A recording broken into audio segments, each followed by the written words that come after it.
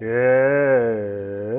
guys! Today we're going to talk about the Hungarian White Card, which is a new option to move to Hungary and by consequence to Europe, aimed at digital nomads and available to all citizens which are not EU citizens or citizens of the European Economic Area. If you are an EU citizen, you don't need it, and as a matter of fact, you can't even apply for the Hungarian White Card. Instead, you can just come to Hungary with your passport and register yourself as a resident, even if you don't have a job and even if you are not a student. You can even come to Hungary and do nothing if you are an EU citizen, as long as you have money to survive. But that's not the topic of the video. The topic of the video is the Hungary White Card. And here is a small breakdown of things we will discuss about this recently launched program. What is the White Card? Who can apply for the White Card? What are the requirements for the White Card? The advantages and disadvantages of having the White Card compared to other options to reside in Hungary and beyond. And finally, to end the video, alternatives to the White Card. And before we start, you already know it. If you want to travel, move or invest abroad, hit the like button, check our other videos, book a consultation call with me, the link is in the description. Let's plan something together, regarding immigration of course. And most importantly, subscribe! Let's start! We're going to start breaking down the White Card by explaining what it really means. So basically, the White Card is a recently launched program for foreigners that want to live in Hungary and have their income from a source abroad, which must be unrelated to Hungary. So if, for example, you are a US citizen working for a US company remotely and you want to live in Hungary, the White Card is probably the best way for you to do it. You will not have to open a company in Hungary and go through all the bureaucratic ordeal that it represents.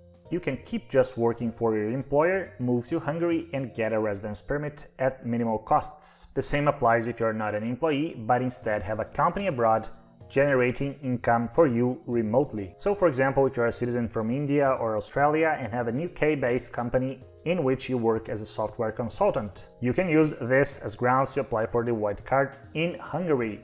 Now let's talk about the main requirements for anyone who is interested in the White Card. First of all, as I said before, you must not be an EU citizen. The White Card is only for non-EU citizens and also for people which are not family members of EU citizens. Second requirement, you must perform your work using technology. This is a rather weird requirement as I don't understand how you could possibly work remotely without using technology. But it is written in the official Hungarian website regarding the White Card and I'm sharing this with you. Next requirement, you should not work for a Hungarian company or have shares in a Hungarian company. All your income must come from sources abroad.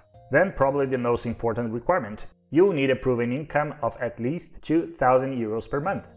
Now we're going to talk about the advantages and disadvantages of having a White Card compared to other options to reside in Hungary and abroad. We're going to start with the advantages. The first advantage is the capital of Hungary, Budapest, one of the best cities to live in Europe. Low cost of living, flights to anywhere, great restaurants, high level of safety. Budapest is probably one of the best cities overall to live in the old continent. Second advantage, the location of Hungary in the European continent is very privileged. From Hungary you can just drive to so many destinations, let's say Vienna in Austria, Prague in the Czech Republic, just a few hours drive from Hungary. And you can enjoy all of this if you reside in the country. The next advantage is that you will not have to pay taxes in a Hungarian company. As you will not have to start a Hungarian company, you still have to pay taxes abroad where you have your company, for example, but not in Hungary regarding the company. The last advantage is that if you live in Hungary, you have visa-free travel to the Schengen area. So this only applies if you are not a citizen from the US or the UK, in which you can, in normal conditions, already have visa-free access to the Schengen area. So let's say you are a Turkish citizen or a Russian citizen or an Indian citizen, for example, you have the White Card and then you'll be able to travel all around the Schengen area. Now let's move on and talk about the disadvantages. First disadvantage, you can't bring your family members. You can't use it to claim then a family reunion visa in the future. So it is only for yourself, which can be a problem for some, but bear in mind that this is the situation with the White Card.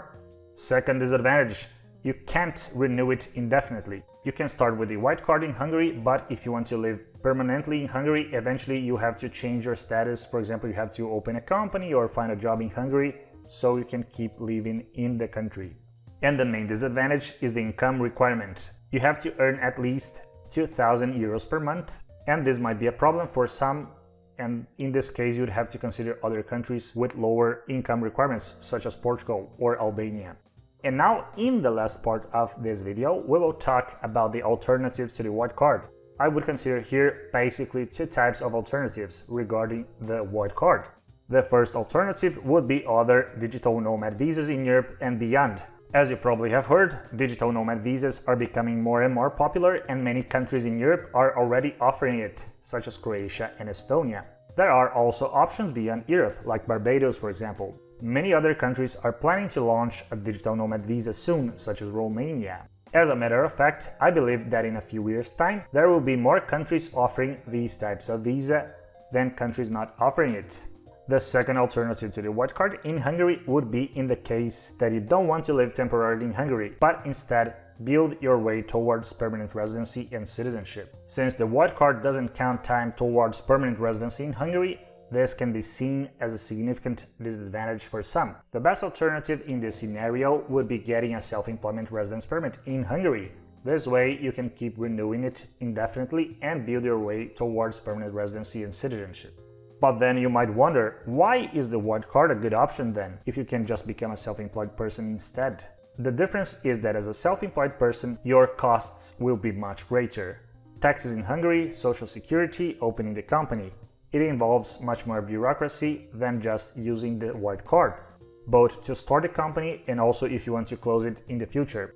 If you are unsure whether you want to live in Hungary or not, you can also start your journey in Hungary using the white card, and then eventually switch to a residence permit for gainful activity, as they call the permit for self-employed persons in Hungary. That's it for today's video! Write down in the comment section if you have been to Hungary already or if you would like to live in the country. And to end the video, you can already go make some popcorn, something else, but I have to say it. If you want to travel, move, or invest abroad, hit that like button, check our other videos, book a consultation call with me, the link is in the description, and most importantly, subscribe. See you next time.